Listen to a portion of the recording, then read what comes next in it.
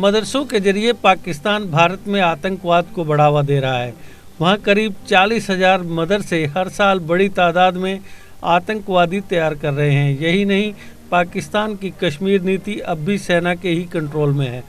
यही वजह है पाकिस्तान में कोई एक्सपर्ट आतंकवाद खत्म करने पर बात नहीं कर रहा। अमेरिकी think tank Baltimore post examiner ने नई रिपोर्ट में ये दावे किए हैं।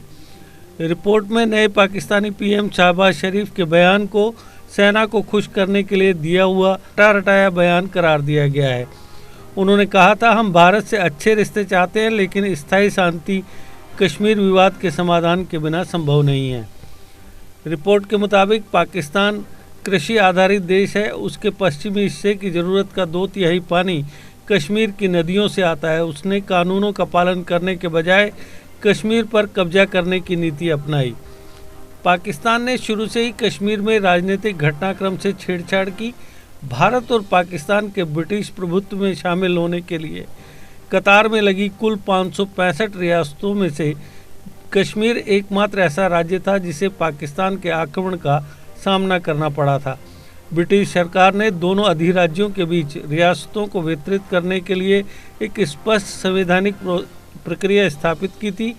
हालांकि ये महसूस करते हुए कि कश्मीर के शासक के साथ साथ घाटी के मुसलमानों सहित स्थानीय लोगों का भारी बहुमत भारत के साथ होगा, पाकिस्तान ने 22 अक्टूबर 1947 को कश्मीर पर हमला किया और राज्य के उत्तरी और पश्चिमी हिस्सों पर कब्जा कर लिया।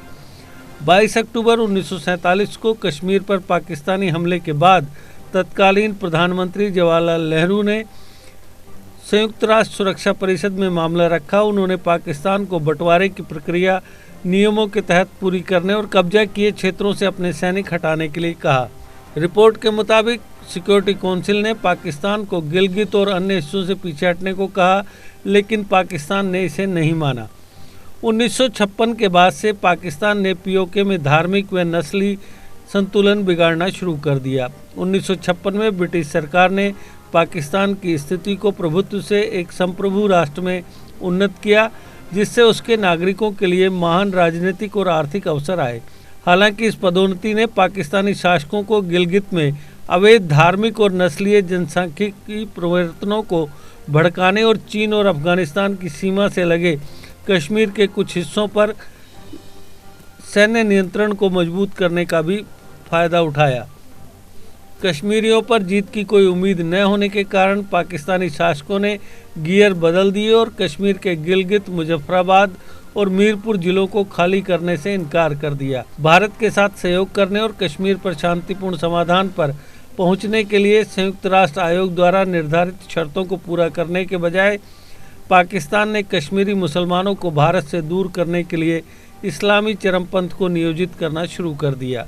पाकिस्तान ने राजनीतिक, कूटनीतिक और नैतिक समर्थन देने के नाम पर गिलगित, बाल्टिस्तान और आज़ाद कश्मीर में आतंकवादी ट्रेनिंग कैंप स्थापित किए। सोवियत अफगान युद्ध के दौरान भारत विरोधी आतंकवाद तेज हो गया, क्योंकि पाकिस्तान जिहाद के पैसे और हथियारों को कश्मीर की ओर पुनः निर्देशित करने के लिए आज़ाद था। उन वर्षों के दौरान कई कश्मीरी और पंजाबी आतंकवादी मुजाहिदीन के साथ ट्रेनिंग के लिए अफगानिस्तान गए और भारत में रक्तपात करने में महत्वपूर्ण भूमिका निभाई। कश्मीर के मुसलमानों के स्वघोषित संरक्षक के रूप में पाकिस्तान गिलगित या आज़ाद कश्मीर में लोगों को बुनियादी अधिकार प्रदान करने में नाकाम रहा, जबकि सभी भारत से कश्मीर के बाकी हिस्सों को छीनने के लिए आतंकवाद का इस्तेमाल करने में लगे रहे। राजनीतिक और आर्थिक स्थिरता की कमी अब पाकिस्तान के कब्जे वाले क्षेत्रों में बहुसंख्यक कश्मीरियों को भारत के साथ स्वतंत्रता या पुनः एकीकरण के लिए आवाज़ उठाने के लिए मजबूर कर रही है।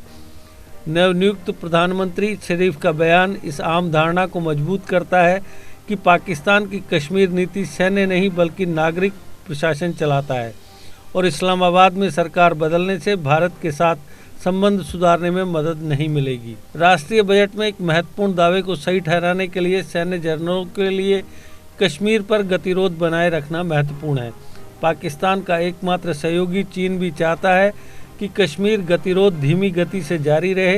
ये भारत को अपनी पश्चिमी सीमा पर व्यस्त रखता है और कब्जे वाले तिब्बत और शिनजियांग में कम्युनिस्ट पार्टी के अनैतिक और अवैध कार्यों से हमेशा विचलित रहता है। फिलहाल 40,000 से अधिक पाकिस्तानी इस्लामिक मदरसे सालाना आधार पर आतंकवादियों को तैयार करते हैं। ये कश्मीर और अफगानिस्तान में सेना की रणनीतिक गहराई को बनाए रखने में मदद करता है और पाकिस्तानी एक्सपर्ट्स में से कोई भी इसे खत्म करने के लिए सांस नहीं ले रहा है। रिपोर्ट के मुताबिक इंटरनेशनल कम्युनिटी, विशेष रूप से संयुक्त राज्य अमेरिका के लिए यह बेहद ज़रूरी है कि वह पाकिस्तान को FATF की ग्रे लिस्ट में रखे और कश्मीर और अफगानिस्तान में अनैतिक और अवैध हस्तक्षेप को रोकने के लिए पाकिस्तान के सैन्य नेतृत्व वाले संस्थानों पर बैन लगाए। GK अपडेट रहे हमारे साथ। अगर आप ये वीडियो YouTube पर देख रहे हैं तो हमारे YouTube चैनल को सब्सक्राइब करें और बेल आइकन को क्लिक करें। अगर आप ये वीडियो Facebook पर देख रहे हैं तो हमारा Facebook पेज लाइक जरूर करें।